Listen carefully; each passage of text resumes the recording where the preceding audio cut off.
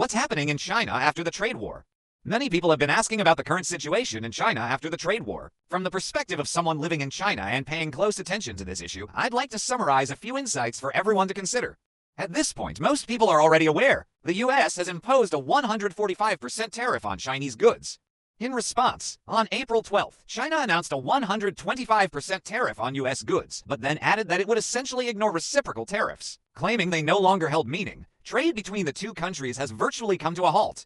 And that's bound to deal a heavy blow to both economies. China and the US are now testing each other's endurance, a battle to see who can suffer longer. But from the information I've been following inside China, it appears they've been preparing for this moment for 7 years. Back in 2018, when the trade war first broke out, it was considered the darkest time for China's export industry. At that time, 50% of China's exports depended on the West, and 35 key technology sectors were under restriction.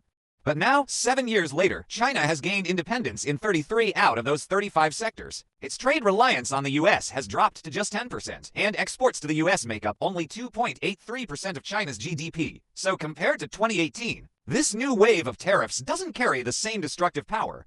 China remains the world's largest exporter and second largest importer. It used to import massive quantities of US resources and agricultural products like oil, gas, coal, soybeans, beef, and corn, but all of these can be replaced by suppliers from Argentina, Brazil, or Russia. As for the US, it imports cars, computers, semiconductors, industrial machines, batteries, and solar products from China, many of which China produces either cheaper or exclusively. If the US loses China as a customer, it'll hit its agricultural sector hard. American agricultural goods are low margin, difficult to store, and will feel the direct impact. On the other hand, losing the US as a supplier means China will face price hikes in some products like cooking oil, livestock feed, pork, chicken, and also some advanced devices using American chips, such as pacemakers, CT and MRI scanners. That brings up a big question. If China can't export massive volumes to the US, where will all that production go? Besides helping companies find non-US markets, China is now rolling out a series of domestic stimulus measures. First, the government launched a campaign to redirect export goods toward domestic consumption, essentially a rescue plan for exporters. Top corporations quickly joined in. For example, Trentung Group pledged to spend 200 billion yuan per year buying up domestic export products. Meanwhile, e-commerce giants like Alibaba and Pinduoduo promised to open green channels and prioritize visibility for export-oriented products on their platforms. Beyond seller support, in late March, the Chinese government also injected 5.2 trillion yuan into the banking system.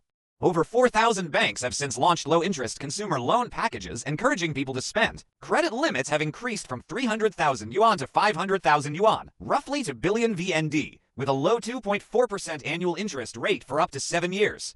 And it doesn't stop there. On April 8th, China announced a new instant tax refund policy to attract global consumers.